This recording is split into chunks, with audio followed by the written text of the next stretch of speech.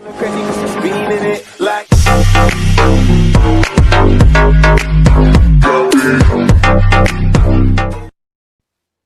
Everyone, I am Giridharan. என்னுடைய topic பிரிக்வட்டிங் technology. இதை பற்றி கொஞ்சம் நம்ம டீட்டெயில்டாக பார்ப்போம். Biomass டென்சிஃபிகேஷன் is defined as compression or compaction to remove the inter or intra particle voids. இது வந்து ஒரு ராவாக இருக்கிற பயோமாஸ் மெட்டீரியலை வந்து கம்ப்ரெஷன் ஆர் கம்பாக்ஷன் யூஸ் பண்ணி நம்மளுக்கு தேவையான யூஸ் பண்ணிக்கிறது தான் வந்து பயோமாஸ் டென்சிஃபிகேஷன் மெத்தட். இதில் வந்து நிறைய மெத்தட்ஸ் இருக்குது. பெயிலிங், பெல்லட்டிங், கியூபிங், பிரிக்வட்டிங், எக்ஸ்ட்ரூஷன் அப்படின்ட்டு. இதில் என்னுடைய டாபிக் பிரிக்வட்டிங். அப்புறம் ராவாக ஏன் பயோமாஸ் யூஸ் பண்ணக்கூடாது, ஏன் டென்சிஃபிகேஷன் மெத்தட் போகணும் அப்படின்றதுக்கு ஒரு சில ரீசன்ஸ், டிஸ்அட்வான்டேஜஸ் கொடுத்துருக்காங்க. என்னென்னா low heat value per unit volume, heat value வந்து கம்மியாக இருக்கும். அப்புறம் குவாலிட்டி அண்ட் ஹீட் வேல்யூவில் வந்து வேரியபிலிட்டி இருக்கும். Difficulty in controlling the rate of burning வந்து பர்னிங் ரேட் கம்மி பண்ண முடியாது, ரேபிட் பர்னிங் இருக்கும். அப்புறம் லார்ஜ் ஏரியா தேவைப்படும். அப்புறம் டிரான்ஸ்போர்ட்டேஷன் ப்ராப்ளம்ஸ் அண்ட் டிஸ்ட்ரிபியூஷன். இதனால் வந்து ராவாக யூஸ் பண்ணாமல் நம்ம பயோமாஸ் டென்சிஃபிகேஷன் மாதிரி மெத்தட் யூஸ் பண்ணி நம்மளுக்கு தேவையான யூஸ் பண்ணிக்கலாம். And need for டென்சிஃபிகேஷன். ஏன் நம்ம டென்சிஃபிகேஷன் போனோம் அப்படின்னா, நேச்சுரலாக கிடைக்கிற பயோமாஸ் வந்து பல்கியாக, வெட்டாக, டிஸ்போஸ்டாக இருக்கும். ஸோ இதனால் யூஸ் வந்து நம்மளுக்கு கம்மி, எஃபிஷியண்ட்டாக இருக்காது. ஸோ நம்ம டென்சிஃபிகேஷன் மெத்தட் போகிறோம். இது டென்சிஃபிகேஷன் மெத்தடில் வந்து சிம்பிள் அண்ட் எக்கனாமிக்காக இருக்கும் நமக்கு. அப்புறம் storage volume, handling and transportation problems வந்து டென்சிஃபிகேஷனில் கம்மி. ஸோ அதனால் நம்ம டென்சிஃபிகேஷனை ப்ரிஃபர் பண்ணுறோம்.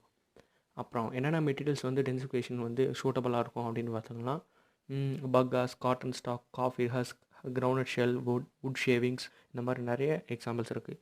இதெல்லாம் யூஸ் பண்ணி நம்ம டென்சிஃபிகேஷன் ப்ராசஸுக்கு யூஸ் பண்ணலாம். ஃபஸ்ட்டு பிரிக்வட்டிங்னா என்னென்னா, ஒரு லோ பல்க் டென்சிட்டி பயோமாஸ் மெட்டீரியலாக ஹை பல்க் டென்சிட்டி பயோமாஸ் மெட்டீரியலாக மாற்றக்கூடிய ஒரு ப்ராசஸ் தான் பிரிக்வட்டிங்.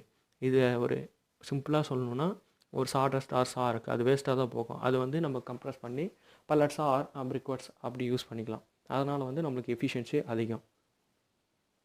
இதுதான் வந்து பயோமாஸ் பிரிக்வட்டிங் ப்ராசஸ். அண்ட் இந்த பிரிக்வட்டிங் ப்ராசஸில் ஒரு ஃபீட் ஸ்டாக் பயோமாஸ் வந்து ரோலர்ஸ்க்கு நடுவில் விட்டுட்டு நம்மளுக்கு அவுட்புட்டாக சார்கோல் பிரிக்வட்ஸ் கிடைக்கும். இந்த ப்ராசஸில் வந்து எலிவேட்டட் டெம்பரேச்சரில் தான் அந்த ப்ராசஸ் ரன் பண்ணுவாங்க. அப்போ தான் நம்மளுக்கு ஒரு பர்ஃபெக்டான ஷேப் அண்ட் பிரிக்வட்ஸ் கரெக்டாக கிடைக்கும். Properties, mass energy density, volume energy டென்சிட்டின்னு 2 ப்ராப்பர்ட்டிஸ் இருக்குது. மாஸ் எனர்ஜி டென்சிட்டின்றது என்னென்னா, ஒரு ஃபியூவலோட யூனிட் மாஸில் எவ்வளோ ஹீட் கண்டென்ட் இருக்குது அப்படின்றது வந்து எம்இடின்னு சொல்லுவாங்க. அதுக்கு யூனிட் வந்து கிலோ ஜூல்ஸ் பர் கேஜி. விஇடி அப்படின்றது வந்து ஒரு ஃபியூவலோட யூனிட் வால்யூமில் எவ்வளோ ஹீட் கண்டென்ட் இருக்குது அப்படின்றது வந்து விஇடி. யூனிட் வந்து kilo joules per metre cube. Briquetting process வந்து நிறைய இருக்குது. 5 ப்ரைமரி ப்ராசஸ் இருக்குது. Grinding, drying, sieving, compacting and cooling operations. இது யூஸ் பண்ணி தான் பிரிக்வட்டிங் ப்ராசஸ் ரன் ஆகும். இதுதான் வந்து briquetting process. Drying, pulverising, mixing, லாஸ்ட்டில் வந்து பிரிக்வட்ஸ் ஃபார்ம் ஆகுது. அப்ளிகேஷன்ஸ் இதெல்லாம் எங்கெங்கே யூஸ் பண்ணுறாங்க அப்படின்னு பார்த்தா, boilers, food textile industries, agro products, clay products, இந்த மாதிரி இடத்துலலாம் வந்து பிரிக்வட்ஸை அதிகமாக யூஸ் பண்ணுறாங்க. பிகாஸ் அதுதான் வந்து நம்மளுக்கு காஸ்ட் எஃபிஷியண்ட்டாக இருக்கும். பிரிக்வட்டிங் டெக்னாலஜிஸ்ன்னு பார்த்தா நிறைய இருக்குது. இன் திஸ் கேஸ் எதை பேஸ் பண்ணி சொல்கிறாங்கன்னா, காம்பேக்ஷனை பொறுத்து high pressure compaction, medium pressure compaction, low pressure compaction. இதில் ஹை ப்ரெஷர் காம்பேக்ஷனில் தான் ஸ்க்ரூ ப்ரெஸ், பிஸ்டன் ப்ரெஸ்ன்னு 2 வருது. இதில் ஃபஸ்ட்டு பிஸ்டன் ப்ரெஸ்ன்றது என்னென்னா, நம்ம இந்தியாவில் ஃபாலோ பண்ணக்கூடிய ஒரு மெத்தட் வந்து பிஸ்டன் ப்ரெஸ். இதுக்கு வந்து இன்னொரு நேம் இருக்குது, ரேமட் டை டெக்னாலஜி.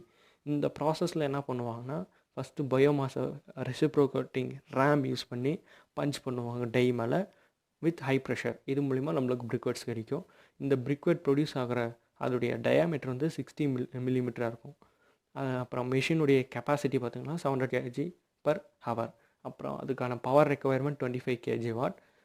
இந்த ரேம் வந்து 270 times per minute வந்து அப்ராக்சிமேட்டாக மூவ் ஆகும் இந்த ப்ராசஸில். இதுதான் வந்து பிஸ்டன் ப்ரெஸ்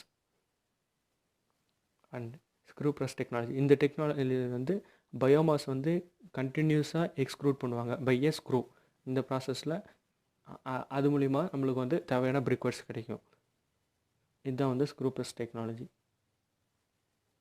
அப்புறம் difference between piston and screw ப்ரெஸ்ஸில் வந்து பார்ட்டிகல் சைஸ் 2 to 6 இருக்கும்.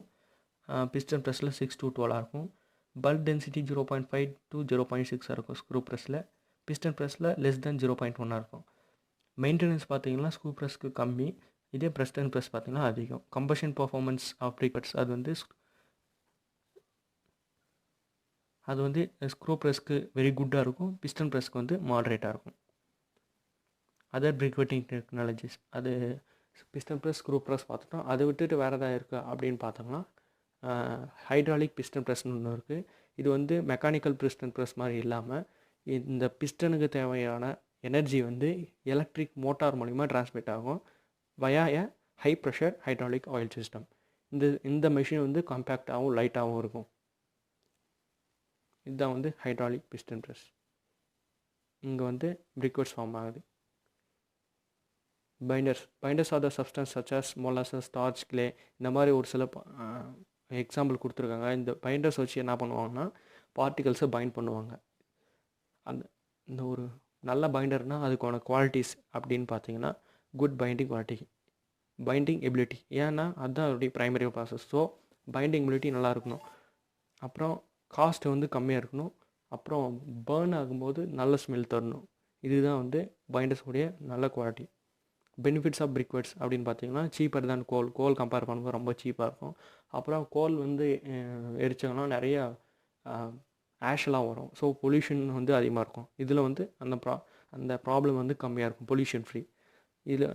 அண்டு மோரோவர் ஸ்பெஷல் ஸ்டோரேஜ் ஃபெசிலிட்டியை வந்து பயோமாஸ் பிரிக்வெட்ஸ்க்கு தேவை கிடையாது. அப்புறம் ஃப்ளை ஆஷ் வந்து கம்மியாக இருக்கும். Combustion is more uniform than compare to கோலை கம்பேர் பண்ணும்போது இதனுடைய கம்பஷன் வந்து யூனிஃபார்மாக இருக்கும். And thank you.